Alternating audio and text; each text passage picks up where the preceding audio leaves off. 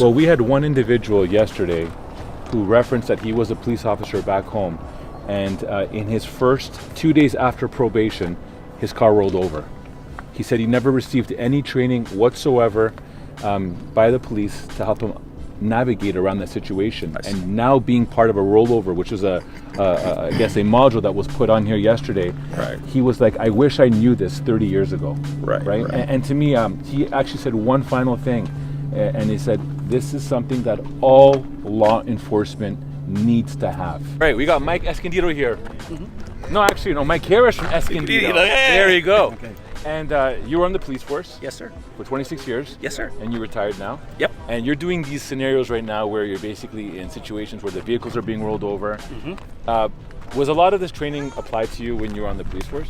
It was applicable, but it was not provided. I don't think when I went into the police academy in the 90s that this was even in the thought process, even though it could have saved injuries, officers from meeting injuries and death. Okay, now you were actually involved in a situation in the very beginning days, I guess, right? Yeah, I passed probation. I'll never forget it.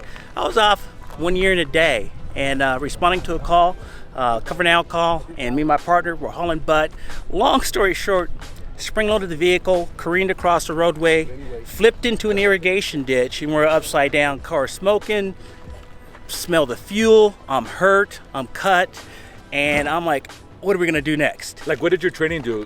When the police trained you to, when the car turned over, what did you do? There was no training provided on what to do if your car rolls over. Now, doing what you just did right now and going through this process, how does it feel?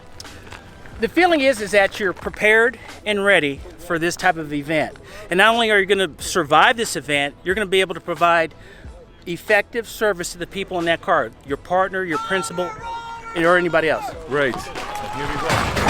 Here's an example. This is what happened to Mike 26 years ago. Yep. 26 years. And it was a lot more painful. Yeah. And I was not prepared. I'm prepared now, and I believe every police officer in this nation should go through this training. Look at that. They're rolling out now.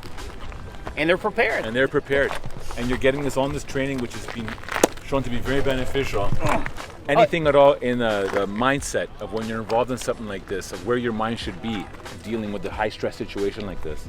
Well, when it happened to me without the training, it took me a minute and a half to regain my senses and understand what's going on. Right. The training here provided by these cadre of experts says, hey, you need to regain your senses, become aware, develop a plan to get out, assess your situation, and then roll on out in a safe manner and keep your people calm in the car. So yeah, I'm prepared. Nice, man. Last question, Mike. Would you recommend this for anybody in the law enforcement industry to have this kind of training?